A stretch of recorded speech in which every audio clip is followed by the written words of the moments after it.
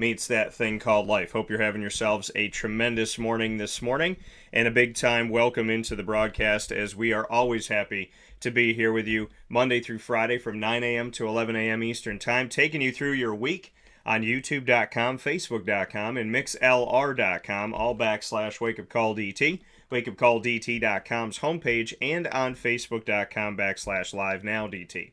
As I said, from the Cafe Kubal studios, Cafe Kubal here with you all throughout our community. You can find Cafe Kubal by going to the corner of Route 11 and Taft Road at Sweetheart Corners in their drive-through location of North Syracuse.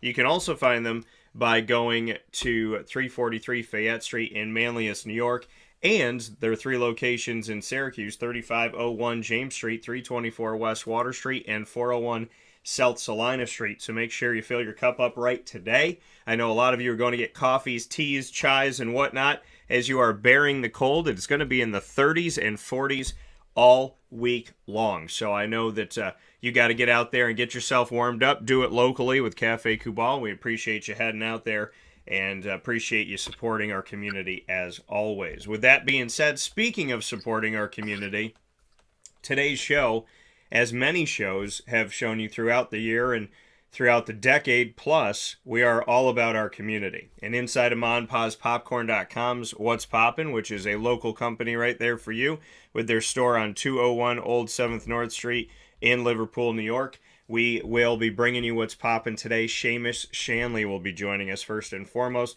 Seamus, a good friend of mine, great person in our community, and ironic how the world works. And I think I said this last week on the show, that we live in this sports world that is all too connected, all too full circle, and all too ironic.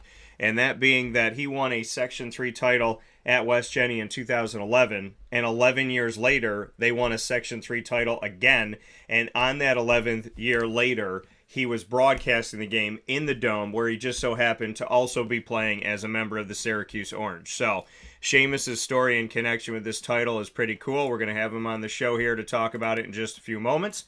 And then we're going to get into my one-on-one conversations on the field of the Section 3 Class AA title game last night, where I will speak with Casey Brown of the CBA Brothers and Dave Kline of the champion CNS North Stars. And we'll round out today's show with Chris Heidel, who is on site on location, the broadcaster reporter of HerbFM Sports Radio, who came up to the Dome for Florida State at Syracuse, sat next to me and watched that game, the final home game for Syracuse of the season, and we'll get into his thoughts on that. So, a lot of great stuff coming up here, all connected to our community, and we start things off, like I said, with a good friend and someone that I genuinely can't thank enough for his kind words over the years. They've gone farther than so we I think he prepared knows, and that is my honor and my You privilege know, to be able they're a to really bring quality you team. Seamus Shanley Congratulations to here with us on Wake Up Call them. with Dan But I thought we Tortora, where controlled the sports game. truly It's just meets one of that those thing games you called couldn't life. So, put it as in. always, Mr. We Shanley, outshot them how are you 12 doing to today? 3 in the first half. My Missed some easy ones. honor and privilege to be able They to, were not dangerous, real be dangerous here at with any you on point. this cold Syracuse morning. Yeah, no, I'm very happy to to be here with you and to have the opportunity to speak with you here this morning. And like I said, you have a very unique connection here. In 2011, you had that Section 3 title, and even to bring it more home, which is crazy. We just did a few months ago. We did a tribute and an honor with your teammates at the Wildcat Sports Pub on 3680 Milton Avenue in Camillus, New York, right over the hill of West Genesee. We all got together, you included, and honored that 2011 team. And 11 years later, on the year that we honor your team, West Genesee wins again. How crazy is that? No, it was honestly awesome to see, and it means more than just winning, bringing back the championship to the football program within itself. West Genesee athletics as a whole means so much to the community, and to be able to see those young men fulfill a dream of theirs is very fulfilling for me, especially being on site to see it. And for you and I were talking off the air, you got the opportunity to call the game and to not just be there, but to be there and get to showcase it on the air. And when your team, your alma mater, wins, your voice was a part of that. So you were a part of the last section championship you're part of that 2011 team that won, and here you are 11 years later, part of it again, doing the call. Did you ever think you'd be able to call a game for your team and of this magnitude? I would say probably not, to be honest with you, Dan. It was for personal reasons, it was awesome because my senior year when we won, I was unfortunately injured for that game. I had to get surgery on my knee, so that's one of those things that kind of stuck with me, that I wasn't able to go out and leave it all on the field that day with my teammates. But like you said, 11 years later, being able to see it in person and voice not only my words for what this West Genesee football program means to the community, but I was able to be the voice of reason for the community as a whole. And again, it was very gratifying to see these young men be able to go into the Dome and bring the championship back to Wildcat Nation. Here with Seamus Shanley celebrating the 2022 Section 3 Class A title, going to the West Genesee Wildcats inside of the Dome. When you stepped it back into the Dome and got ready to call this game and to be out there, what went through your mind right before you went on air? Is there anything you said to yourself? Is there anything you're like, I got to make sure to include this, or I want this to be a focus? Was there something on your mind as you stepped to the microphone?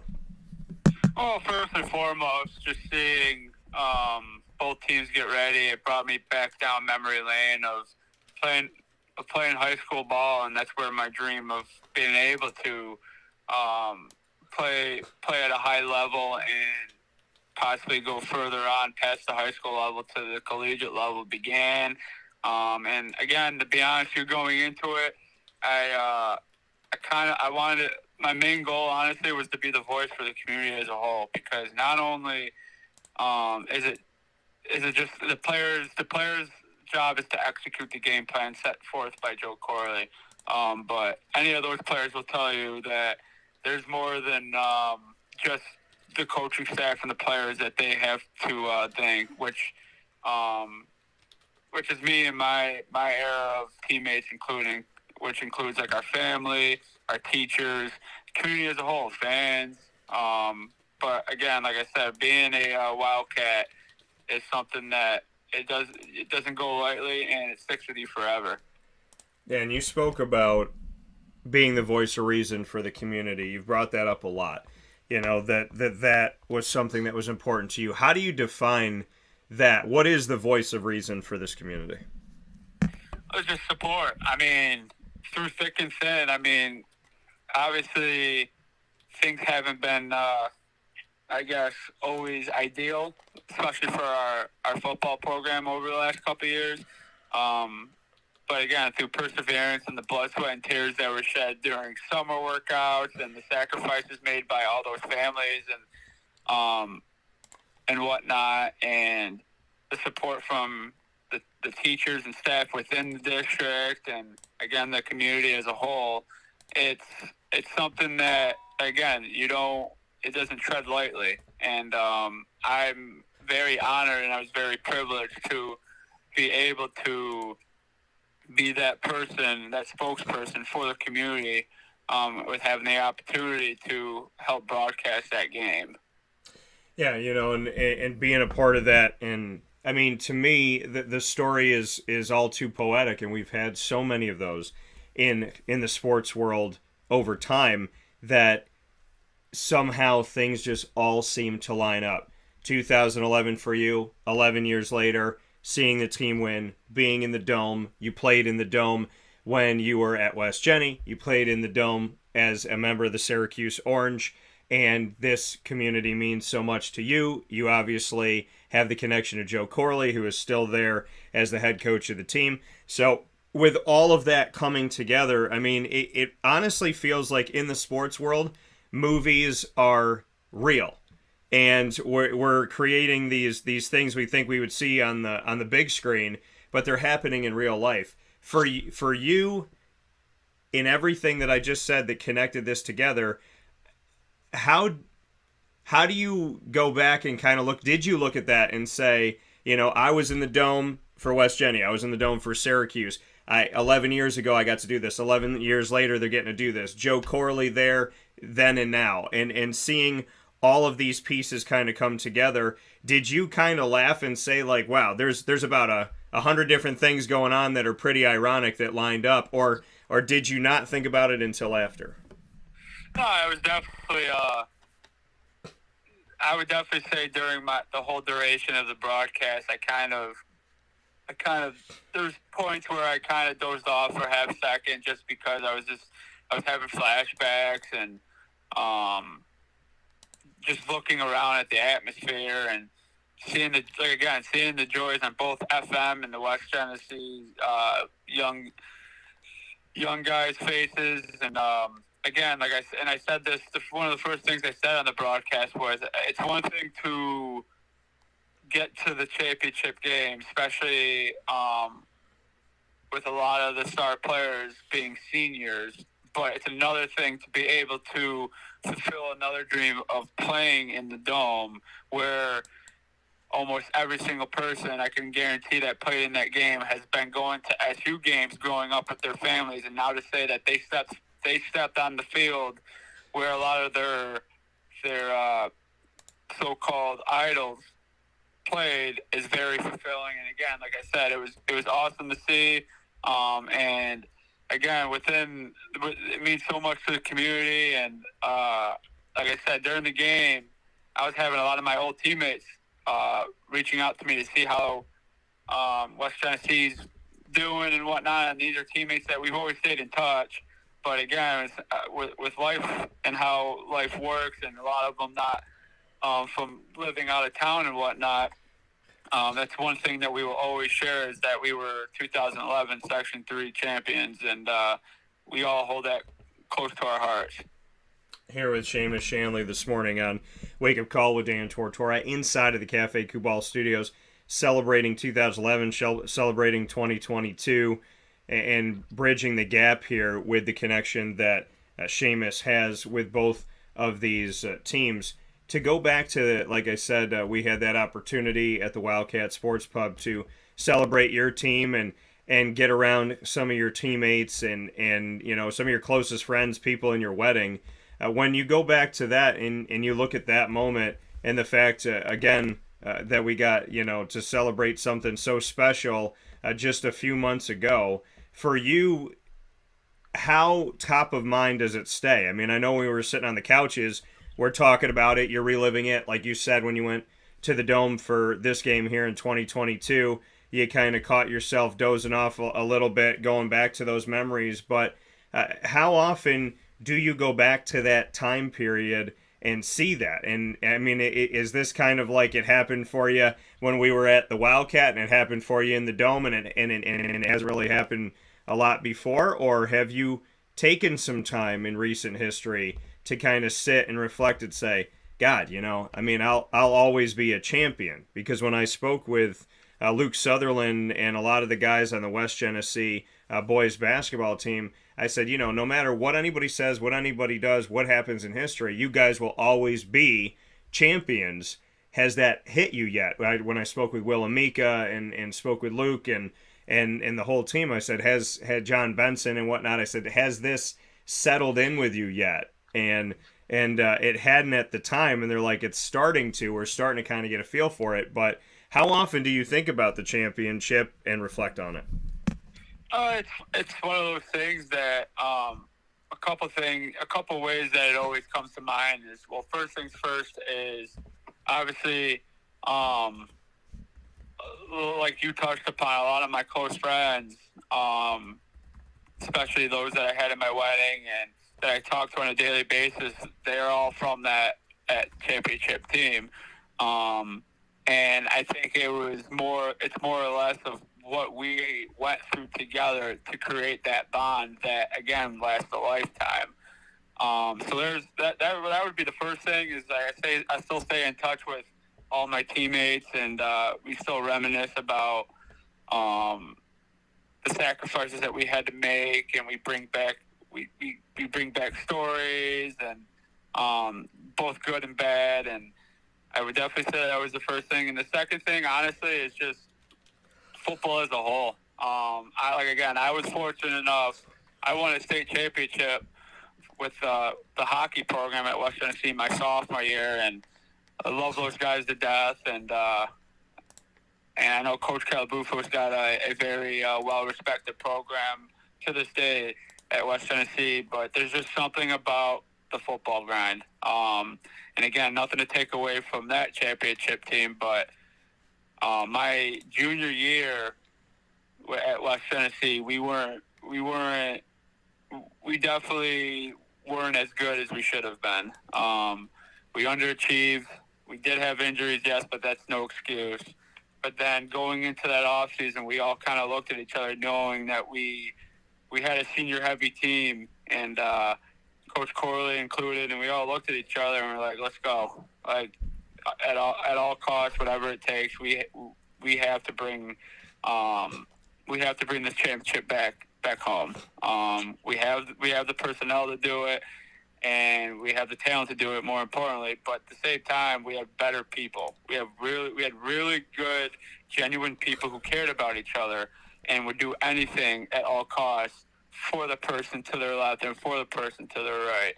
So just seeing, I would say definitely anytime I watch football, I just think of that bond that the game creates. But more importantly, on a personal level, what I went through with all my teammates. Yeah, and going through that and going through the trenches. I mean, nobody can simulate that, and nobody knows it like the team knows it. And so when you saw this team here in 2022, what made you believe in these guys? How much did you watch of this 2022 West Genesee football team en route to the Section 3 Class A title? How much did you know about them, and did you see any similarities to your team in 2011 that won the championship? Oh, absolutely. I mean, I watched from afar here or there. Not as much as I should have, if you want me to be honest, but I definitely, like Vincent Ferenzi, I knew he was high on everyone's radar in regards to his athletic ability and whatnot throughout the section. And watching him live, honestly, kind of reminded me of Matt Nathan. His athletic ability on both sides of the ball and his ability to change the whole outcome of a game on one play. And then, of course, me being a former offensive lineman, that was my focus, to be honest with you, for a lot of the game, is just watching the big boys up front. And, again, I texted and messaged Coach Corley the morning of the game, and I simply just said, Coach, this game's going to be won in the trenches. I said the big boys are going to decide the outcome of this game, and he couldn't have agreed more, especially him being a former offensive lineman himself. And another way that I could have been a voice of reasons for the big guys, because I don't think linemen get enough credit for what they do, especially being, like you said, Dan, in the trenches. And yeah. That's the one thing about football, is it's a team sport. It starts from the up front, and then you let your playmakers be playmakers. Yeah, and you talked about the trenches and the importance of that. I will never ever forget what George O'Leary said to me, and I think it was the first time that we had met each other. Another guy connected to Syracuse was an assistant here under Coach Mack, and him and I had the opportunity to talk with each other in Rhode Island when he was coaching the UCF Knights. And he said to me, Dan, if you are not building from the inside out, if your focus is not on the trenches out, then you shouldn't coach this game. He said, you don't understand football. That's what football is. And I definitely appreciate that and never forgot that, and it stuck with me, and it makes perfect sense. He's like, if you're not building your offense and a defensive line, you're not going from the inside out, you're not going to win a championship, and you should do something else. So you're watching the big boys for West Genny go up against FM in this Section 3 Class A title. What did you see from the big boys up front? What did they do? And what is your assessment of the offensive and defensive line for West Genny? Well, first and foremost, they were very disciplined. I think they only had 2 false start penalties the whole entire game, so they didn't have many self-inflicted wounds, which is honestly the first and foremost. That's huge. Being able to have the confidence to go out there, and especially for Coach Corley and Tim Schmidt, being able to go out there and call any play, knowing that, and a confidence that your own players are locked in is a huge advantage to have when it comes to executing your game plan. Second thing, honestly, they dominated the line of scrimmage. They didn't. They allowed, again, like I just touched upon prior, when you have athletes like Vincent Ferenzi behind you, who all you got to do is put the ball in his hands and let him work his magic.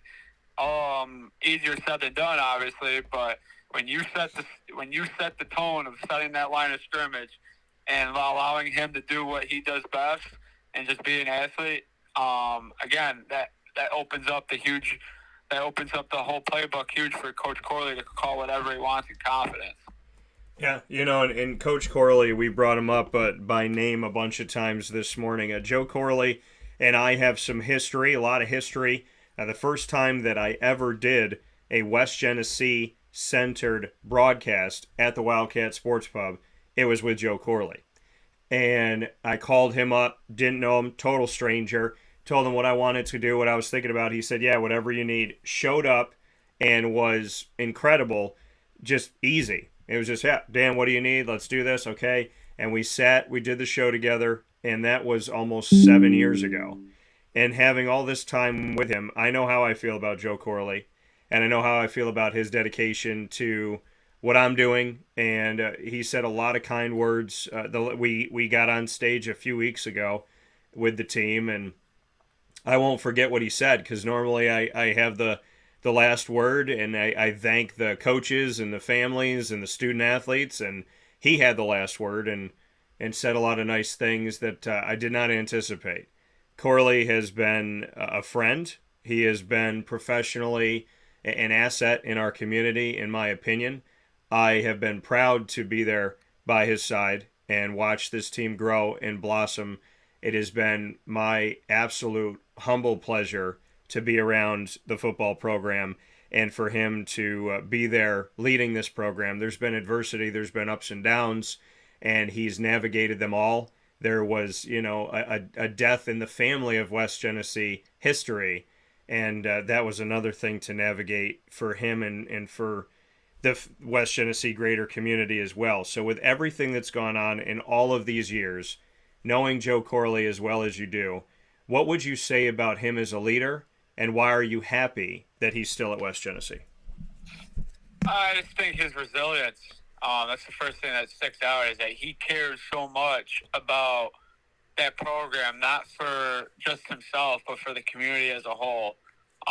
He truly understands that, yes, he's the one, quote unquote, running the program, but he has a true understanding that it's all or nothing. It takes the whole community to build a program, and luckily he's the one that gets to lead the way. And again, when Corley first started coaching, especially when we were there, he had experience obviously within the football plan at Ithaca and whatnot, but he was a younger coach, and he had a ton of past experiences to go off of. But I think now you talk about 11 years later, he's able to fully reflect on teams that he's had in the past and look at the similarities and differences and try to incorporate that into his current roster and current schemes.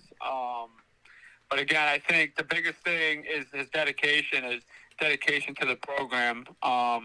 And me personally, I always am someone that calls it how it is, and I think he knows that, and I think it bugs a lot of us, is that when people talk about West Genesee athletics, football is one of the last things they talk about. And I think that's a mindset that all of current players, past players, and especially Coach Corley, we take that to heart because of no one sees besides the players and coaches the amount of work that's put in behind closed doors just to get ready for the season. And that's not even counting the preparation that goes into the season. But again, I think his dedication and his knowledge of the sport and his dedication to not only the football program, but doing it the right way for the community is it's very noticeable.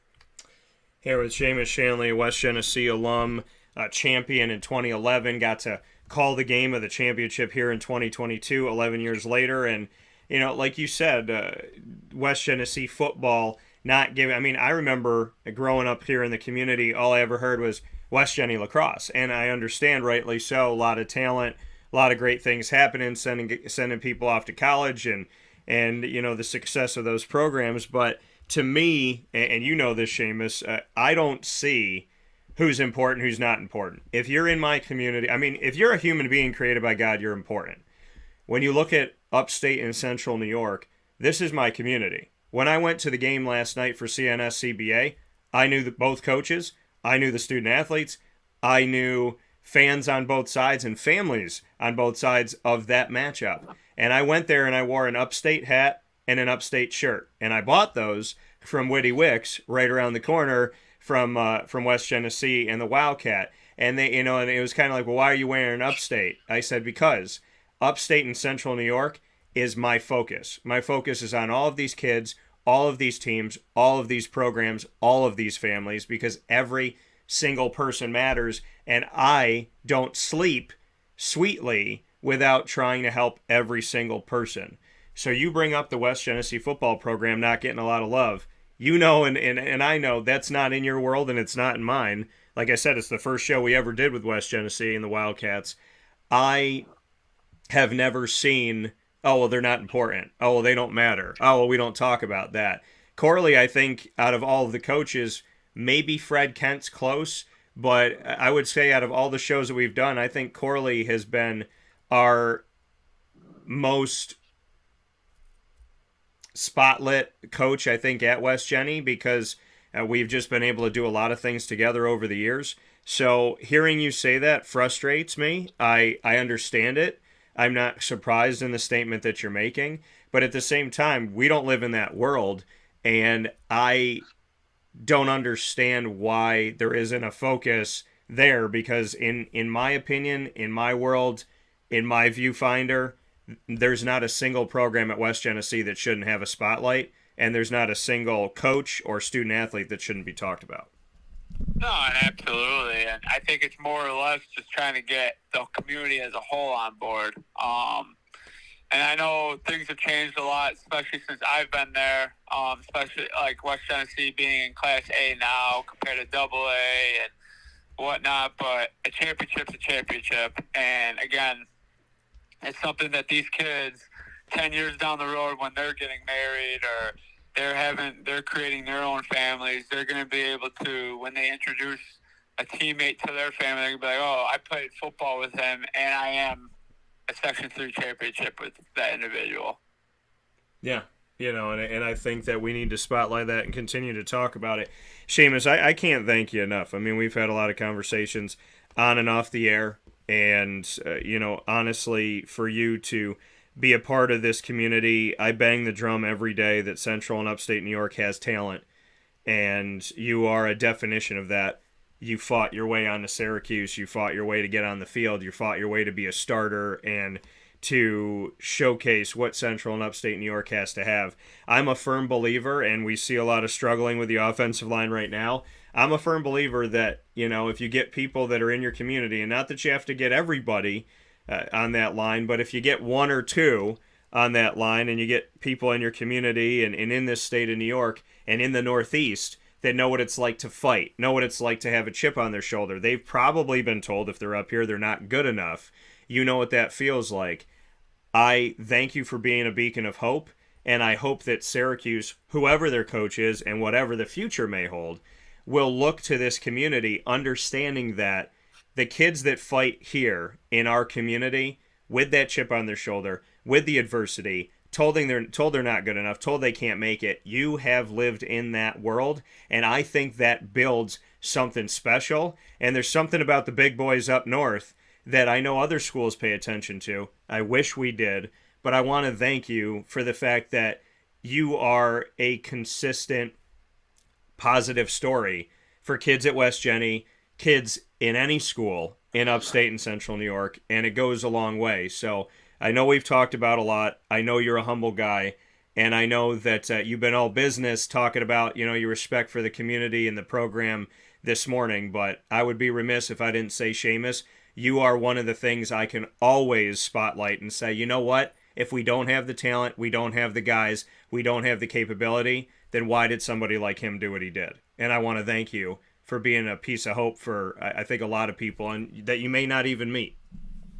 No, and it means the world to me, Dan. And again, I was fortunate enough to fulfill a goal of mine and live out the dream of many others within the community by playing up on the hill, and that will always hold a special place close to my heart. But again, I would be lying to you if there wasn't many days where I doubted what I was doing, but that's also a part of the process. And I knew there was many guys I looked up to when I was a young high school kid and trying to go through the process of fulfilling a dream of playing big time collegiate ball. And luckily I was able to get my piece of that so-called torch, and all you need is an opportunity, and I was fortunate enough to run with it. And again, it's just passing that torch from generation to generation and being able to see, again, many of these kids now starting to get, and it doesn't have to be Syracuse University. Obviously, ideally it would be awesome for selfish reasons, but just be able to see these kids be able to get looked at more and scouted more. It's something that us older generation high school players are very proud of, because the players before us set the standard, and we were able to fulfill that standard and add to it, and now we can pass the torch to the next generation of athletes and be proud. Absolutely. And as we do that, we know there's more life. It's a sectional championship, but West Genesee now fighting for a state title. So much more to come, and I'm sure that we will have the opportunity to speak with Seamus about that. Seamus, as always, thank you for your time. I always feel like we barely scratched the surface, but such an incredible story and such an awesome moment for you. So drink it up, celebrate it. I know you're a football player through and through, so you're going to tell me you're going to celebrate it for 5 minutes and then focus on West Genny's next game. But definitely appreciate everything that you do here in our community and your friendship more than anything. No, I appreciate it, Dan. And as always, if there's anything I can do for you or anyone else, please let me know. Find me a non-crazy woman, Seamus. I got you. You and Alyssa, somewhere in this world of central and upstate New York, there's got to be somebody that's been hiding under a rock since Y2K. You got to find her. That's your job. Good things take time, my friend. I understand. I'll talk with you soon, and thanks for everything. Sounds good. Take care. Take care. That coming from Seamus Shanley, and be careful what you ask me, right? You never know what I'm going to say. But Seamus, always appreciate him. West Genesee offensive line alum, Syracuse offensive line alum, part of the 2011 championship team, bridging the gap as he got to call the game for the 2022 championship team 11 years later. Like I said, all too beautiful of a story to be written here. And a wonderful thing, I'm sure. If it looks as beautiful from the outside looking in, then I can only imagine what it looks like through his eyes. And just so happy he got to call the game, and so happy Joe Corley. Listen, there's a lot of people in our community that I love and respect. He's one of them. And to see him win a championship after everything, and for us to talk at the beginning of the season, and for him to talk with me about this team and what he has and what he's thinking and this and that, to see what this team has done, the trajectory they've had, the progression that they've had, and all the adversity that they had. They didn't even get to play on their home field to start off the season because of renovations and whatnot. So everything this team has been through to get to where they are is a really awesome and incredible story, and I look forward to continuing telling it. So shout out to West Genny. With that being said, we're going to take a step aside for a fast break. When we come back, you'll hear from the Class AA title teams. We have Section 3 Class AA CBA head coach Casey Brown joining me, and CNS head coach Dave Kline from the Dome right after this on Wake Up Call with Dan Tortora, where sports meets life, inside of the Cafe Kubal studios. Carvel DeWitt, it's what happy tastes like. Do you know why? Because we make ice cream. Creamy, rich, flavorful ice cream. Not yogurt or iced milk like some of our competitors. Ice cream. Fresh, by hand, daily. For the calorie conscious, we have something new for you. Our new Carvelite. Same great flavor, creaminess, and texture of our regular ice cream with only 35 calories an ounce. So whether you want an ice cream cake, flying saucer, dasher, carvalanche, hard or soft ice cream, we will satisfy your craving with our fresh, handmade regular or new Carvelite ice cream. Carvel DeWitt. It's what happy tastes like.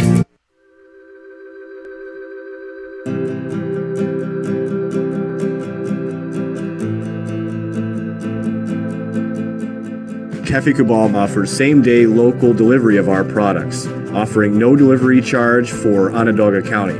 Shop cafekubal.com for fresh roasted coffee beans, cold brew, travel mugs, and all your essential Cafe Kubal needs. Cafe Kubal, coffee for the soul.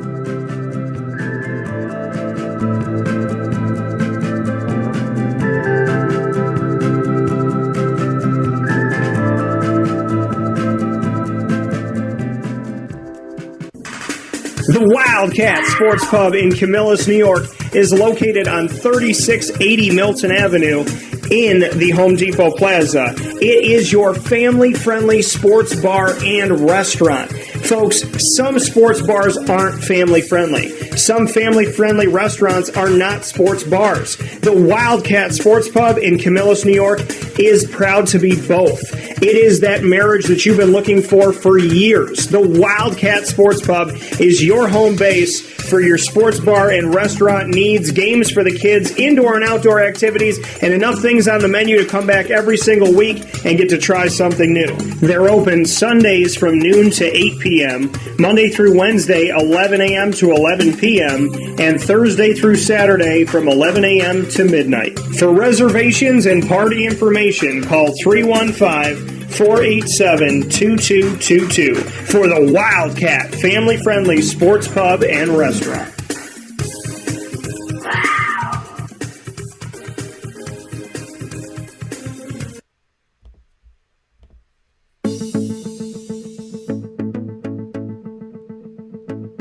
Avicoli's, located on the corner of Route 57 and Wetzel Road in Liverpool, New York, has been your trusted neighbor for decades. Located just steps from Liverpool High School, we're happy to have the Liverpool Warriors on-site, on-location broadcast at Avicoli's through Wake Up Call with Dan Tortora every single month, featuring student athletes, coaches, and administration throughout the year from Liverpool High School. Head out to Avicoli's today on the corner of Route 57 and Wetzel Road in Liverpool, New York, open Tuesday through Sunday for lunch, dinner, and drinks. We'd love to see you out there, and of course you can call them at 315-622-5100 for takeout, delivery, and catering. That's 315-622-5100, and also find them on myavicoli's.com. That's myaviccollis.com.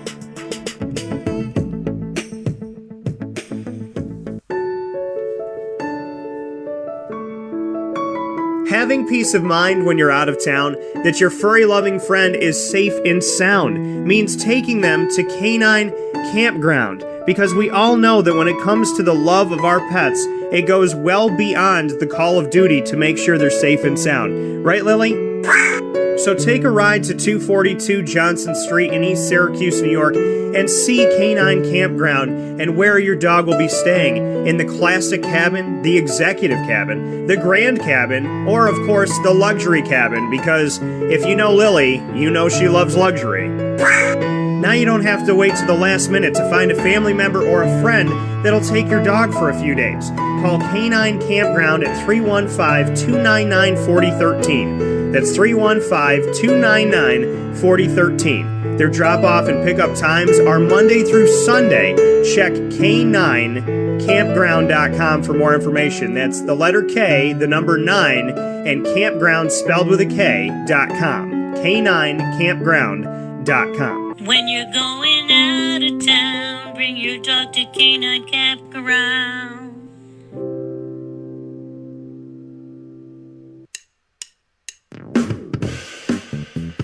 PB&J's Lunchbox, the food truck that you love finding all throughout central and upstate New York, now has a street-side cafe. So when you're craving their traditional favorites as well as their out-of-box amazing menu items, you can now head to 663 Old Liverpool Road in Liverpool, New York. Located just minutes from the highway, the Thruway, Destiny USA, and Onondaga Lake Parkway, PB&J's Lunchbox Street-Side Cafe is there for you Monday through Saturday from 9 a.m. to 7 p.m., serving breakfast, lunch, and dinner all throughout the day. Get breakfast for dinner, dinner for lunch, whatever you fancy, including their award-winning grilled peanut butter and jelly sandwich. Find them at 663 Old Liverpool Road in Liverpool, New York. PB&J's Lunchbox, where we love to know what's in your lunchbox.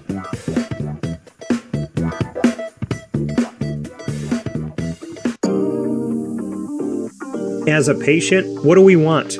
To be cared for, to be listened to, and to have someone walk us through the process on our path to victory. Victory Sports Medicine and Orthopedics does all of those things beautifully, with Dr. Mark Petropoli leading the team on 791 West Genesee Street in Skaneateles, New York, located minutes from beautiful Skaneateles Lake. Whatever your injury may be from head to toe, preventative care, rehab, physical therapy, laser therapy, and surgery are all available at Victory Sports Medicine and Orthopedics, where they care about us, they listen to us, and they understand that everyone's path to victory is a little bit different. Let them help you on yours by calling 315-685-7544 to make your appointment today. That's 315-685-7544. And find out more information at victorysportsmedicine.com.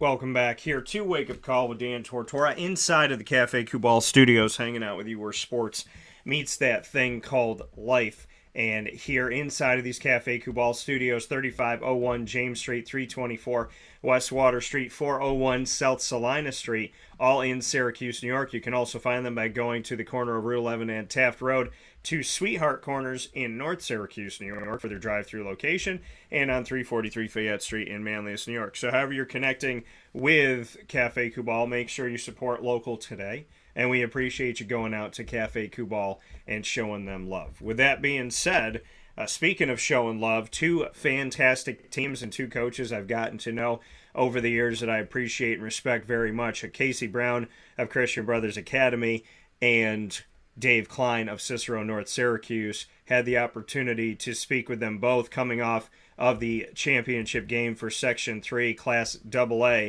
as I was on site on location in the Dome for this, and very happy as always to get to speak with, like I said, both of these gentlemen. So with that being stated, the opportunity to speak with Casey Brown as well as with Dave Kline is happening now here on Wake Up Call with Dan Tortora. We're going to start my conversations off with Casey Brown here and then jump into the championship conversation with Coach Kline. Now, they were both in different classes last year, so we got to see Coach Kline in Section 3 Class AA, and last year Casey Brown, not only in Section 3 Class A, won a title, but went on to win a state title, and now going up against each other in the same class. And first and foremost, my conversation here with Casey. Dan Tortora here with Casey Brown, head coach of the CBA Brothers high school team here in our community and playing in the Section 3 Class AA championship game. Coming up a little bit short, 34-20. Casey, just the fact that the team got to this game undefeated up to this point, I know it's bittersweet, but just what the takeaways are of this team. I love this team. They work their tails off. They fight for each other, and they're there for each other. They're a very humble group of guys, and in the locker room and stuff, it was just a tough team because they love each other so much. You know what it's like to come here, Class A last year, and win the sectional title and the state title. To move into Class AA, just what the challenges were and how the team has risen to a lot of those challenges this year. They loved the challenge. They took it on right in the off season. They got in the weight room, and I thought it was a great regular season, and we just couldn't finish it off today. I know obviously Jordan Ray was in the last game, but what was it about that matchup with CNS earlier on in the season that you took away when looking at that team, knowing that that game was 42-41 and a huge test? I believe you're up by 3 touchdowns, and they fought their way back in that one as well. They do. I mean, it's a really good team, and they're going to make adjustments, and they did, and they fought through adversity. So we knew it was going to be a great ball game here today. Jordan Ray, not having him for this game, just what you can say about his leadership, the type of person that he is, and obviously the fact that I'm sure he wanted more than anything else to be out here. Oh, he wanted to suit up. There was no doubt in my mind. He wasn't worried about making the injury worse. He wanted to be out there, but his leadership and his maturity really blossomed through this week to be able to help Porter get ready. And just what you can say about your backup quarterback and how he handled a game like this, and I mean the highest stage that he's had up to this point. Sure. I mean, you got yourself into this Carrier Dome, with that JMJ Dome. You got to edit that out. But he's going against the best team that's left in double A's, and I thought he did a great job. For you, we were on this field, you and I, last year, and your dad was going through a tough time, and obviously you had to navigate through that, and eventually your dad went back up to heaven, and you got to win a state title. Sure. And share a lot of that road with him. What do you think Dad would say on a day like today where you fought as hard as you have? Oh, I know Dad's proud. I know he's up there, and he watched us play, and he saw these guys give it all. These guys gave everything they can, and I know I'm very proud of them, and I know he is as well. You said it was emotional in the locker room. What message did you give the guys? It's not what I gave them, it's what they gave each other. We give the guys an opportunity to talk to each other and the seniors to speak, and they just talked about how much they loved each other, and it's not about the game of football, but the relationships they've built along the way. The senior group that you have that has had so much success and be able to do so many great things together, like you said, it's about what they say to each other. What is this class, what have they done for you as a coach and as a person? Well, I knew, when they were in the JV program, that they wanted to be great, and they had this all planned out well before they were on the varsity team. So they started winning and working together, in the JV modified levels, and they just didn't stop with it. They just believed in each other and brought everybody else along. Final note, Sire Torrance, just what he has meant to the program specifically, and trying to do some things at the end with him attempting a pass and obviously getting that final score for you, getting into the end zone, and one of those guys that never stops fighting. He keeps on growing up, and he does great things. We put a lot on his shoulders, and he takes it on, and he keeps on wanting more. So he's a kid that now he's playing on offense and defense, and he can do it all. What do you want to say to the CBA community? Thank you. I appreciate everything you guys have done, stood by us, and we'll be back. Those words coming from Casey Brown, we will be back. And Christian Brothers Academy moving from Class A to Class AA this season, went undefeated all the way up to this Section 3 Class AA championship game, including a win earlier on this season over CNS.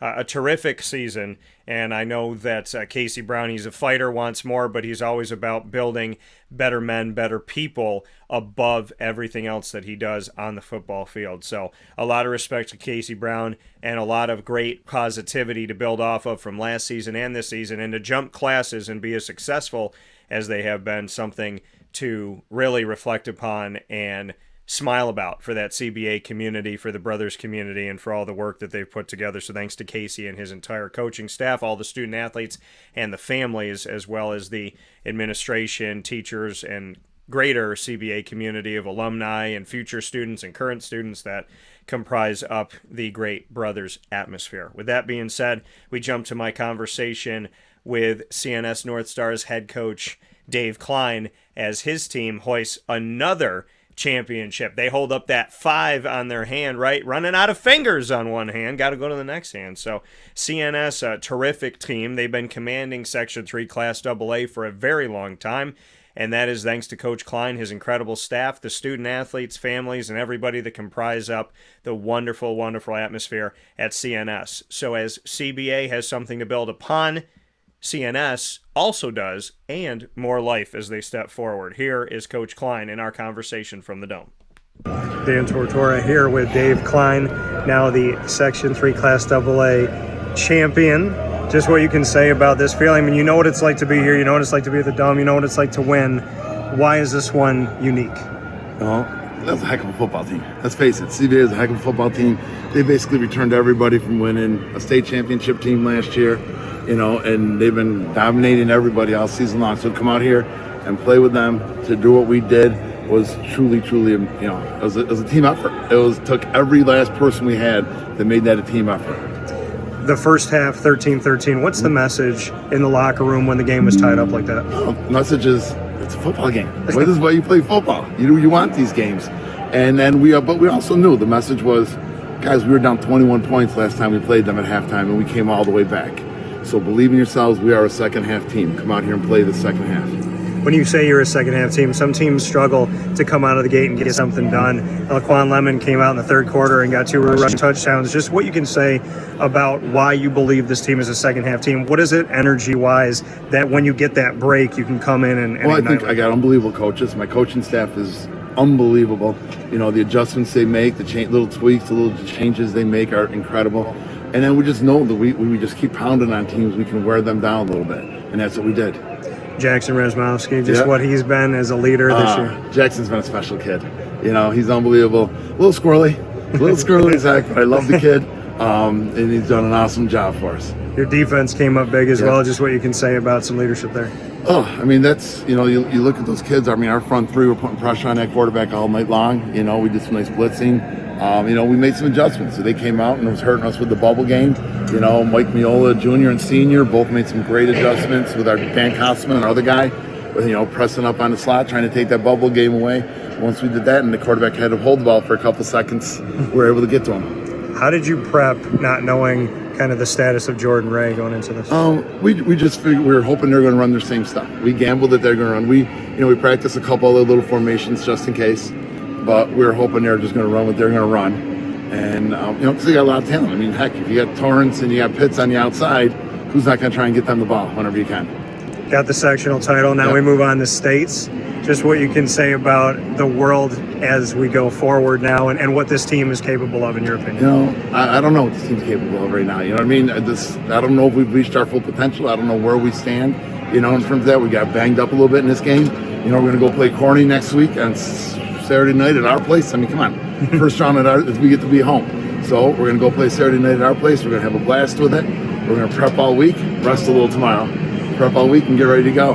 Final note, Coach, just what this community means to you with the North Stars. You've had a lot of success here and have a lot of reasons to smile, including today. Yeah, it's great. I love the CNS family. We already got some unbelievable people in that surrounding area that are just so supportive on everything that we do. They have our backs all the time, so it's an incredible place. So just going to keep enjoying the time. Yeah, coming from Coach Kline here on Wake Up Call with Dan Tortora inside of the Cafe Kubal Studios, celebrating their Section 3 Class AA championship as they get set to move on to states and the opportunity for a state title, and that'll be up against Corning. And like they said, they get to play at home, which is an awesome experience coming up for CNS. So a big thanks to Casey Brown of CBA and to Dave Kline of CNS, two fantastic coaches, fantastic people, and a fantastic game that was tied 13-13 at half before it blew open to 34-20 toward the end of the game. And so a big shout out to both of these teams, both of these programs. Incredible effort, incredible seasons, and more life here for CNS as CBA, as Casey Brown said, we will be back. With that being said, speaking of being back on the show here again is a friend of mine here inside of this media world, and that is Chris Heidel. Chris Heidel coming to us from HerbFM Sports Radio from the great state of Maryland. He came over to the Dome over the past weekend to see Florida State Seminoles take on the Syracuse Orange, and here to talk about that in the ACC is Mr. Heidel for a few minutes. Chris, how you doing? Doing great, buddy. How you doing? How's everything? It was a nice environment. I've never been to the Dome before. It was a pretty beautiful old dome. That's what I guess it needs to be upgraded. Yeah, the Dome definitely has gotten itself some upgrades, the internet not being one of them, but it's definitely been a unique experience over the years here to have one of these places that a lot of people don't get to talk about, and a lot of the teams in the Northeast play outdoors. So what did you take away from being inside of the Dome, the experience of the Dome, and just what that's like, because it is very unique unto itself? Well, it's fascinating. It's in the city of Syracuse, and when you're driving out on, I think that's 80 or 81, whatever, going into the city, and you're looking at it and going, is that the Dome? And you see this green, like, house, whatever. So basically, you see this the green stuff, a green light. Basically I was like, wow, this has been interesting. Little dome there. So it was pretty cool, and Syracuse, fans loved being there. It looked like it was a full house, and it was a great game. Yeah, Florida State, a team that you've covered for a long time, in a place right now at 7-3 overall, and jumping Syracuse at 5-3. They finished up their conference play. They played their 8 games in the ACC, finishing with 5 wins and 3 losses inside of ACC play. They're now second only to Clemson in the Atlantic Division, and Clemson will be representing the Atlantic Division in the ACC championship game. However, this game had a lot more on the line for Florida State, and Syracuse is more than I think Syracuse let on here, and Dino Babers let on, as it was the difference between being second in the standings and third, and Syracuse never up there in the top 2 except for one season a few seasons ago. So just what your takeaways have been about Florida State. They have stayed the course. They have believed in Mike Norvell, as I said they should, and it has turned into a 7-3 season with 2 more games to go, a game against Louisiana and a game in Tallahassee against their longtime rival Florida Gators. Just what you think about them at this point, where the Seminoles can be, and what 7-3 looks like. Well, actually, I'm pretty amazed, and they could actually be 10-3 if they win their bowl game. You don't know who they're going to be playing in the bowl game, so they could actually run the table, be 10-3, and that's a great start for Mike, and that's where Florida State should be every year, 10-3 or 10-2, bowl win. A good way to end the season. You beat your rivals, Florida and Miami, and we should be SEC West champions because we beat LSU in the first game of the year. As I saw on Twitter the other night, I was laughing. People saying we should be SEC West champs. But it's a great season, and hopefully I'm hoping they can carry this on to next year. I know Jordan Travis is gone. This year I think this is his last year, or he might have one more year of eligibility left because of COVID. But if you have that, you got Taskmeister, the backup, and he can learn to be the starter. And he looked pretty good last night. The other night, just throwing in, and in the fourth quarter, just throwing little passes here and there. He did get the team to go down the field late in the fourth quarter, but we couldn't punch it in. But it was still a good way to see it with the backup quarterback. It looks good. No, Florida State's definitely got a lot to take into their next couple games and to the future. Mike Norvell-wise, what do you think he's done over these last few seasons, coming in the COVID year and getting the team to where they are right now? Well, I asked him at the post-game interview, I used the Clemson game as the turning point, because that was part of the 3-game losing streak. And I asked him, what did the team look like? What did they learn from that 3-game losing streak and that Clemson game, and what did you see differently? Because after that Clemson game, you put 41 points on a Georgia Tech squad that's still trying to figure out what they are. They just fired their coach. You go down to Miami, you just blow out the Canes, scoring 45 points on them. And then you go up to Syracuse and put 38 on it, and you keep the Syracuse, and the defense only gave up 160 yards total offense for Syracuse. And that is, amazing. The way that, the defense is stepping up, the offense is kicking in with the three running backs with Benson and everybody else. And, it looks like a solid machine. And I think it's finally getting there. Yeah, and then on Syracuse's side, they kind of an interesting. I'd love to get your take on this quick before we let you go here. Chris Heidel of HerbFM Sports Radio joining Wake Up Call with Dan Tortora inside of the Cafe Kubal studios after being on site and sitting next to me there in the press box this week for Florida State at Syracuse. That final play of the game that never was, where Dino Babers saw his team frantically run out onto the field and try within 14 seconds to run a play to get into the end zone where they hadn't been all game, to end on a high note. It looked like Dino did not call a timeout. He let his team frantically run onto the field and watched from the sideline as time ran out on them. Thoughts on that? What your takeaway was from that? I don't know if I've ever seen a coach Tortora here with do Dave that, but I'd love to get your take. Well, I think he was just trying to get some points, so it made it look better. And my colleague who was with me that night, my friend, my buddy in Kline, Matt, asked him in the post game, what do you guys have to do better this week against, Wake Forest? And he goes, well, I have to coach the coaches better. The coaches have to coach better, and and I got to be better. And he basically threw everybody underneath the bus. Even himself, for Saturday night, because he felt embarrassed because you got the senior night.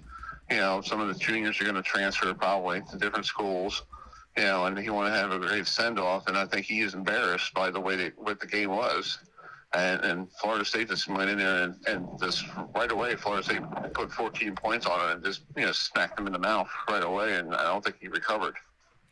Oh, and I think the hard thing for me is I would think with timeouts left and seeing your team frantically want to get into the end zone that you would have called a timeout and given your team an opportunity to score. Were you surprised as the coach of Syracuse that Dino Babers stood on the sideline watching his team run around trying to get to the line, trying to get a playoff? Were you surprised that even though it's at the end of the game, even though the game's over, even though there's no way that they're going to win this matchup, were you surprised that Dino didn't call timeout, let his team get set up, and at least end on that high note? Yeah, he should have. Yeah, he should have. This is not a. You're not like down by 2 and you got to keep the clock running. You should call a timeout, and give your quarterback, your senior quarterback, or your seniors one last hurrah for everybody to give them a standing ovation. And then you see if you can march down the field and get something out of it. And if you don't get anything out of it, it's a good way to try to build on against Wake Forest this week. And final note here, Chris, as this entire ACC rolls on toward the championship game, we already know it's going to be Clemson, North Carolina. Wake Forest gave North Carolina a hell of a fight, and Clemson has had some tests this season, but ultimately has bounced back from all of them, bounced back from the loss to Notre Dame, and anytime they have been battle-tested like they were against Syracuse in Death Valley at their home, they found a way in the conference to stay without a blemish. Your thoughts about Clemson, North Carolina?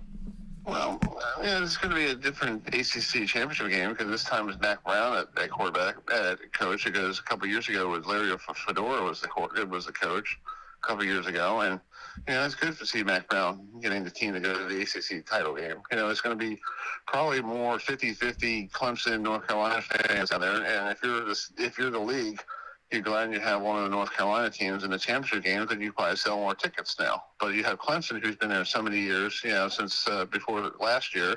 They travel well, so you should have a sellout at the Bank of America Stadium. But it should not, and I don't think it could be. I don't want to be saying it should be prime time. And I think it should be like a 3:30 kickoff because I don't think prime time is what this game needs. I think 3:30 or 4 o'clock. It's just I think the other leagues are pretty better than the ACC this year. But it's Clemson, North Carolina, and people in the South, loves that. It's just old school ACC. Yeah, coming from Chris Heidel, HerbFM Sports Radio. Chris, appreciate you taking a few minutes to talk about your experience up at the Dome. Very unique, very different. I wish Syracuse had rolled out the orange carpet a little bit more, but we'll see what happens from here for the Orange with a couple games to go and a bowl game after that. As always, man, I appreciate your time, and I look forward to talking with you soon. All right, buddy, and I hope everybody can tune in tomorrow night at 7. We'll be recapping the game up there, and we got some stuff, we're going to do, talk some local sports down here. So tomorrow night at 7 o'clock on HerbFM Sports Radio. You can watch us on YouTube, Twitter, or Facebook if you just type in HerbFM Sports. So definitely make sure you check out the show weekly. And as always, Chris, I look forward to talking with you soon. All right, buddy. Have a great day. All right, take care. See ya. See ya. That coming from Chris Heidel of HerbFM Sports Radio. Like he said, check out their show Tuesday nights, and you can check it on Facebook, Twitter, and YouTube by simply searching HerbFM Sports. So make sure you do that and support one of the guys out there working their tails off. Appreciate them very much. We'll take a step aside for a fast break. We're going to wrap up the show a little bit earlier today as I'm heading off to the Dino Babers press conference. So we'll do that right after this on Wake Up Call with Dan Tortora inside of the Cafe Cubal studios.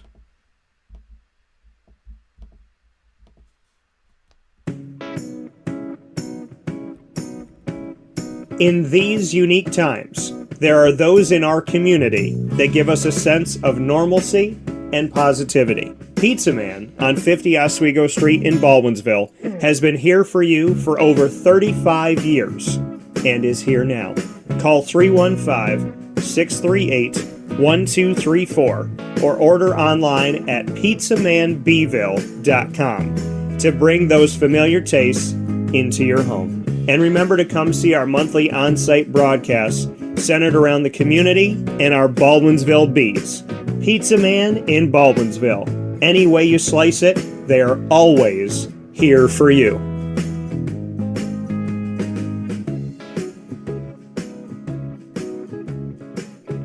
This is Jimmer Sikowski, owner-operator of Chick-fil-A Cicero, 7916 Brewerton Road in Cicero, right in front of the Home Depot.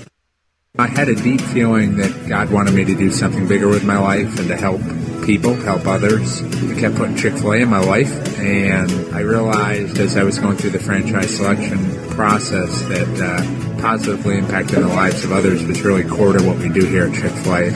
First of all, it starts with the food. The food is brought in fresh daily. We bring in local produce. We prepare it to order in the kitchen. We hand bread our chicken. We hand spin our milkshakes. It's great food. It doesn't taste like fast food. I think the second thing is the way people feel when they come in a Chick-fil-A restaurant. It's different. We try to treat people with intentional kindness here, which is very different and deeper than good customer service. And so I think it feels remarkable for most people to come in a Chick-fil-A restaurant. And then lastly, the impact that we try to have in the community is very different. It's a big part of the expectation of every operator of a Chick-fil-A restaurant is that they're actively engaged in their community, they're a leader in the community, and they're making a difference. When they realize that what we're striving to do is to shine a little light in their life, that's a very, very different experience than you will have in any other quick service restaurant. And it's that remarkable experience that I think people will emotionally connect with.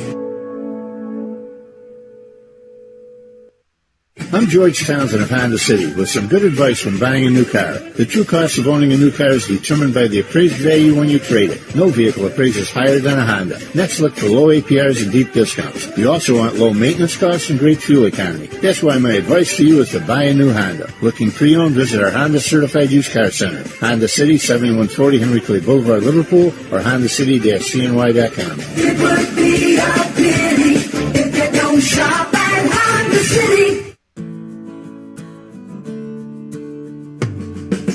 Our corporate purpose at Chick-fil-A is to glorify God by being faithful stewards of all that's entrusted to us and to positively influence all those who come in contact with Chick-fil-A. And what became increasingly clear from our success in Cicero is that people love Chick-fil-A. And also I think we recognized that, we had a great opportunity to grow the brand and grow our platform. I felt incredibly grateful when I was selected to be a Chick-fil-A operator. I think what it's meant for me, what I've come to realize on a very deep level is that this is a calling for me. It's not a career. It's not a job. The Lord called me to be a Chick-fil-A operator and to use these restaurants to glorify Him and to positively influence other people.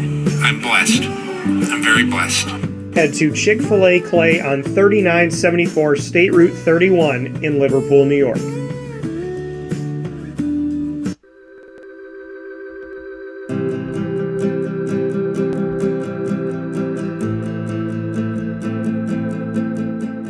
Cafe Cabal offers same-day local delivery of our products, offering no delivery charge for Onondaga County. Shop cafecabal.com for fresh roasted coffee beans, cold brew, travel mugs, and all your essential Cafe Cabal needs. Cafe Cabal, coffee for the soul.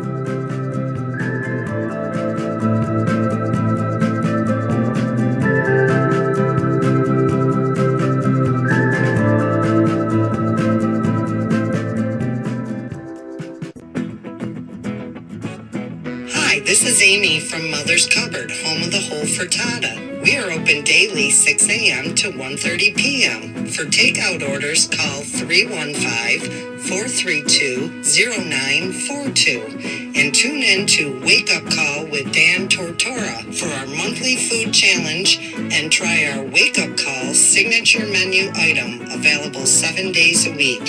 Here at Mother's Cupboard, we are Central New York, and it's our honor to serve you. Ma and Pa's Kettle Corn and Popcorn Factory remind us that every day is worth celebrating. Find them at 201 Old 7th North Street in Liverpool, New York, open Monday through Saturday in-store and all the time online at maandpaspopcorn.com. Serving our Central New York community and beyond, you can order all throughout the country at maandpaspopcorn.com. And remember to get your tins, which have in-store half-price refills forever. Ma and Pa's Kettle Corn and Popcorn Factory, available to you for fundraising and all of your events by calling 315-450-6272. That's 315-450-6272. Ma and Pa's Kettle Corn and Popcorn Factory. How corny are you?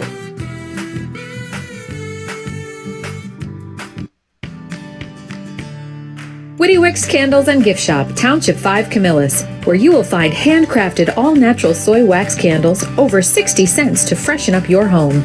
We carry a wide range of locally made items, Syracuse, Syracuse Salt, and Chocolate Pizza Company, to name a few. Let our knowledgeable staff help choose unique gifts and keepsakes for any occasion.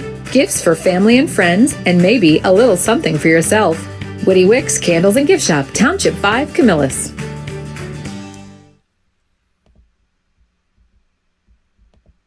This is a special message from Merritt Brady, owner-operator of Chick-fil-A Watertown on 1290 Arsenal Street in Watertown, New York. Chick-fil-A for me has always been about the people. I think it starts with the strength and leadership of the Cathy family. It's just amazing to see a family-run business reach the altitude that they have. Second mile service is something that we embodied at my previous business, and the ability to make people feel like they're the only person at your establishment, that you are there to serve them that day and looking for those extra ways to make them happy, to anticipate what they need next is what makes me tick. And I'm going to have so many opportunities at Chick-fil-A to do that. It's one of my favorite things to eat in the world.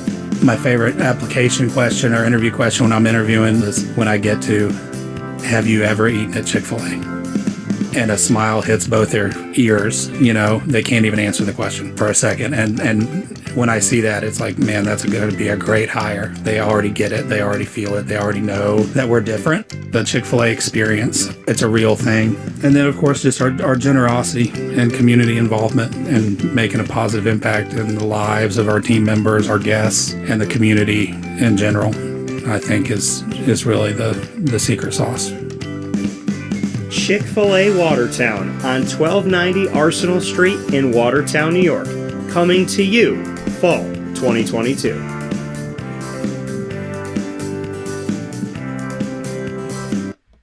Well, welcome back here to Wake Up Call with Dan Tortora inside of the Cafe Kubal studios, hanging out with you where sports meets that thing called life. Want to thank you for being a part of today's show, and we are ending a little bit earlier today to get out to the Dino Babers press conference, so you will see me and hear me out there, and of course I'll be sharing those with you following the press conference, my Q&A with Dino Babers, hoping to get some questions out there for this. So looking forward to that. Appreciate you being here inside of the Cafe Kubal Studios, 3501 James Street, 324 West Water Street, 401 South Salina Street, all in Syracuse, New York, inside of their double-decker cafe on 343 Fayette Street in Manlius, New York, and on the corner of Route 11 and Taft Road at Sweetheart Corners for their drive-through location of North Syracuse. Ma and Pa's Kettle Corn and Popcorn Factory have their store on 201 Old 7th North Street in Liverpool, New York. You see them at all your events, different fundraisers, all types of things going on, including the New York State Fair. They are year-round at their location, right off the thruway, right off the highway, minutes from downtown, right down 7th North Street, 201 Old 7th North Street in Liverpool, New York.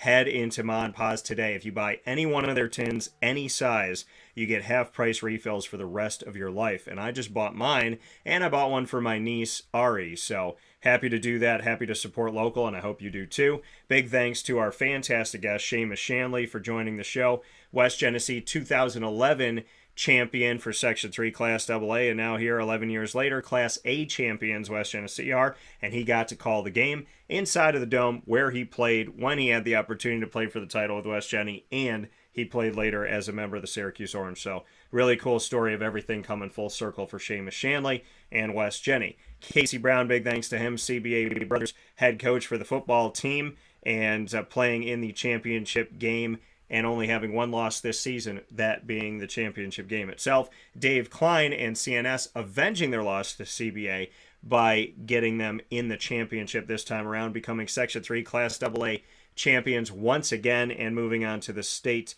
playoffs coming up this Saturday, and they'll be able to play at home at CNS against Corning, which is pretty incredible to be able to start things off at home.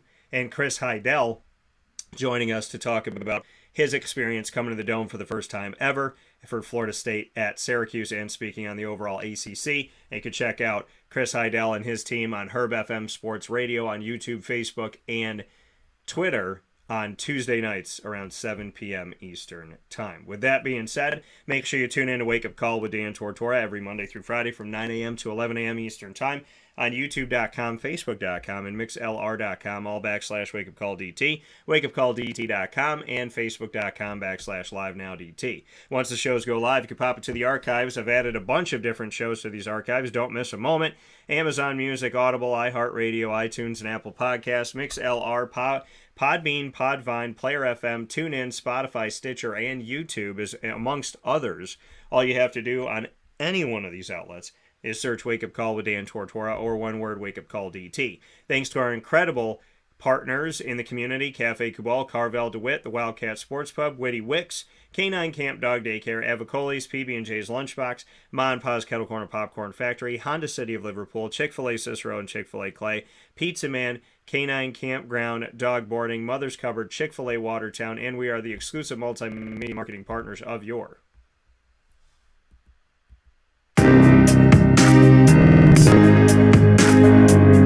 Lemoyne College Dolphins. It is fans up every single month on Wake Up Call with Dan Tortora, and on Wednesdays, set it and keep it every single Wednesday at 9 a.m. Eastern Time. We have the opportunity to feature the Dolphins in Dolphin Time every first and third Wednesday with AD and DT, featuring Athletics Director Bob Beretta and myself, Dan Tortora, aka DT, speaking on the topics of today, including our last 6 months covering reclassification and realignment. So a big thanks to the incredible team at Lemoyne for all the work that they're doing, the ad hoc committee, Athletics Director Bob Beretta, as well as President Dr. Linda Lemira, the Dolphin Dive episodes where we dive into stories of student athletes, coaches, administration, future Dolphins, and alumni, happens every second and fourth Wednesday at 9 a.m. Eastern Time, and we underpromise, overdeliver, as for the last few weeks and throughout the year, we have had multiple AD and DTs and Dolphin Dive episodes coming to you every single week of these last few weeks. So very happy to do that. Check out all of our Dolphin content by going to wakeupcalldt.com, clicking subscribe and bookmarking the Lemoyne tab, as well as subscribing to youtube.com/wakeupcalldt. For more information on your Dolphins, go to the newly redesigned website at lemoynedolphins.com.